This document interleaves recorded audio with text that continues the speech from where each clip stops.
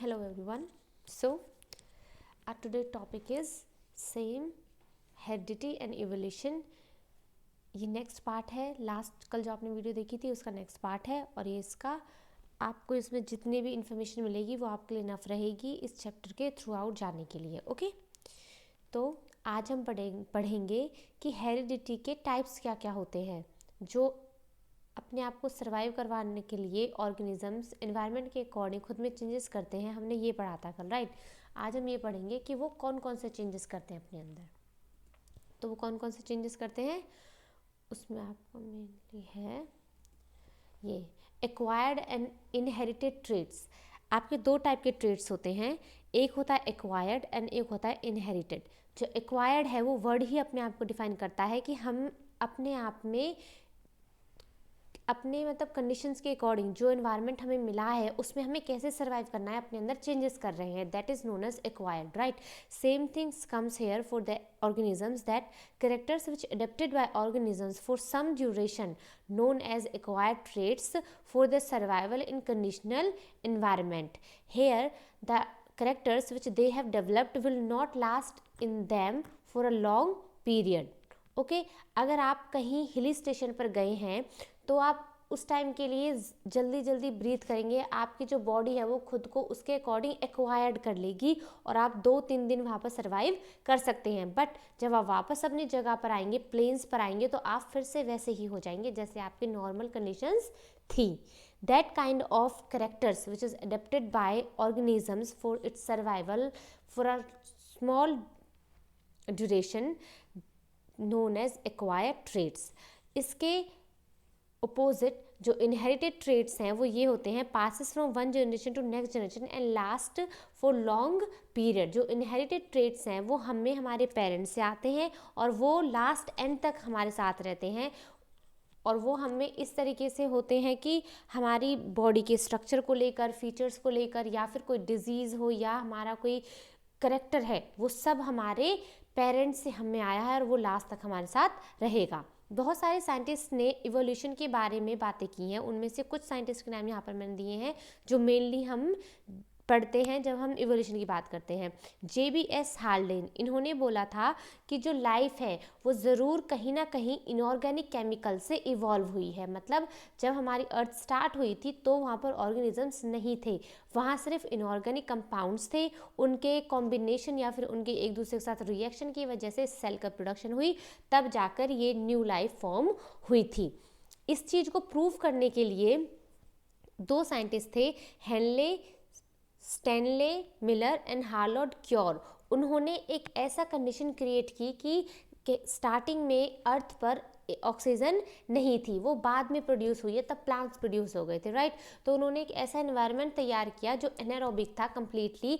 वहाँ उन्होंने कुछ इनऑर्गेनिक सब्सटेंस डाले, फॉर एग्जांपल आपका ammonia, carbon dioxide, carbohydrates, CH4 वगैरह, ये सब, ठीक है, गैसेस डाली उन्होंने और उनको बहुत हाई टेम्परेचर पर एक दूसरे के साथ रिएक्ट करने के लिए छोड़ दिया.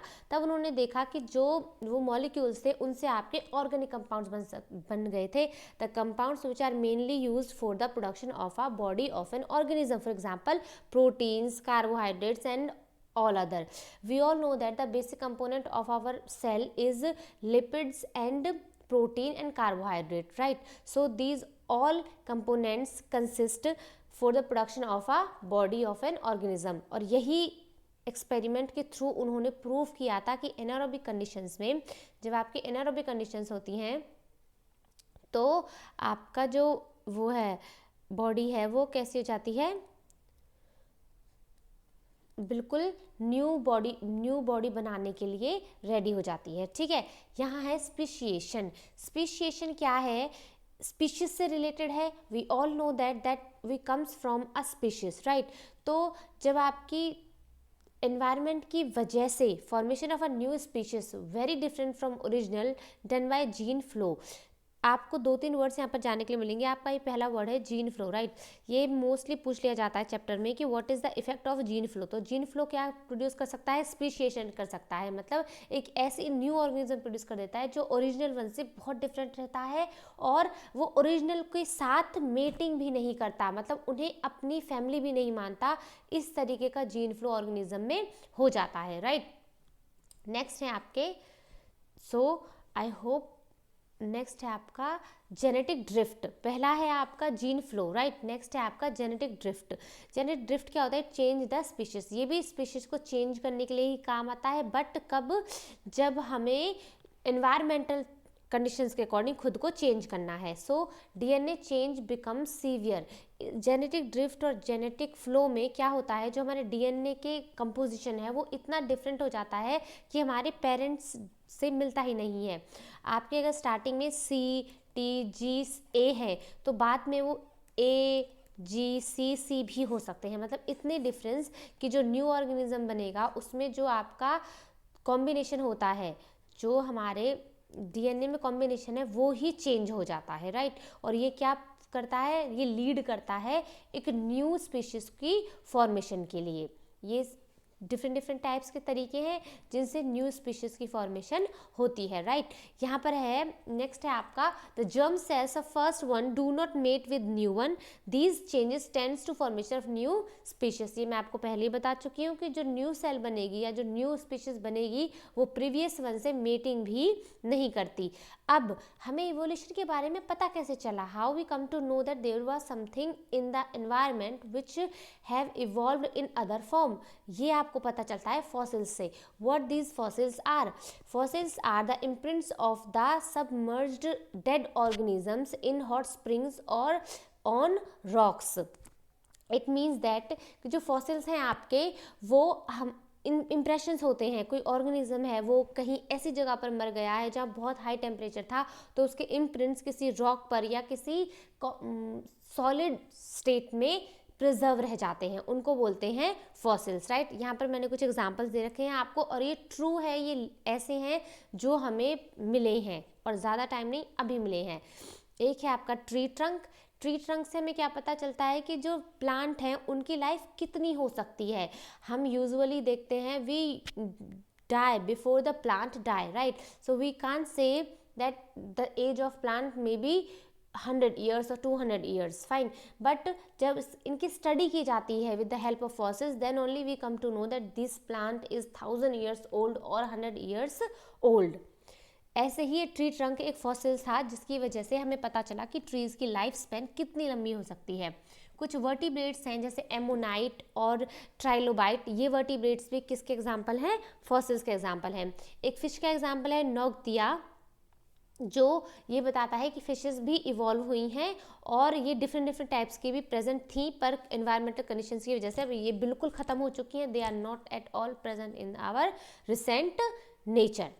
डायनासोर, राजासोरस, ये डायनासोर का एक, आप इसे एग्जाम्पल भी बोल सकते हैं या फिर आप इसे एक उसकी पीढ़ी बोल सकते हैं कि ये थे, डायनासोर्स भी प्रेजेंट थे हमारे एनवायरनमेंट में। और इसका एविडेंस हमें कहाँ से मिला था? नर्मदा वैली से। वो भी लास्ट मतलब कुछ ही टाइम हुआ है, इसे ज़्यादा टाइम नहीं हुआ है, तो ये हमारी इंडिया में ही मिला है, नर्मदा वैली में, ठीक है। नेक्स्ट आपका इवोल्यूशन ऑफ कैबेज। सिर्फ एनिमल्स में ही चेंजेस इवोल्यूशन नहीं होते, प्लांट्स में भी होते हैं। मीन्स अकॉर्डिंग टू एनवायरनमेंट वो अपने आप के सर्वाइवल के लिए खुद में चेंजेस कर लेते हैं ताकि वो अपने आप की स्पीशीज़ को कंटिन्यू कर सकें। फॉर एग्जांपल जो कैबेज है, वाइल्ड कैबेज होती है, जब हम उसे डिफरेंट स्टेट्स पर रोक देते हैं उसकी ग्रोथ को और उसे एज इट इज़ ग्रोथ कराते हैं तो वो न्यू स्पीशीज़ को बॉर्न करती है। आप उन्हें देखकर ये नहीं कह सकते कि ये एक ही, मतलब इनकी स्पीशीज़ एक ही है, बिकॉज उनके अपीयरेंस एक दूसरे से बहुत अलग होती है। For example cabbage different types की, आपने लीफी कैबेज भी देखी है और आपने ब्रोकली भी देखी है जहाँ पर ग्रीन होती है वो, पर उसमें फ्लावर्स लाइक स्ट्रक्चर दिखाई देता है, राइट। और स्टीराइल फ्लावर, मतलब जो आपका कली फ्लावर है वो है तो आपका कैबेज ही, लेकिन उसको स्टीराइल स्टेज पर ही स्टॉप कर दिया जाता है और वहीं के वहीं उसे ग्रो कराया जाता है। स्वेलन पार्ट जो आपका कैबेज का है, अगर वो उसको स्वेलो कर देते हैं तो वो क्या हो जाता है आपकी कॉलरबी। और एक होती है आपकी लार्जर लीव्स, मतलब लीफी जो आपकी कैबेज है, फाइन। इससे आपको ये पता चल गया होगा कि इवोल्यूशन की नीड क्या थी, इवोल्यूशन कैसे स्टार्ट हुआ, इवोल्यूशन के बारे में पता कैसे चला, और हेरिडिटी आपकी क्या क्या है, जो कैरेक्टर्स है कैसे ट्रांसफ़र होते हैं, और ये किस टाइप्स के होते हैं, और कौन से परमानेंट होते हैं, कौन से परमानेंट नहीं होते. If you think that it is informative, so please like it and share it, and if you have not subscribed this channel, so please subscribe it. It will be helpful for you for your exams as well as for your other preparations. Thank you so much and have a good day.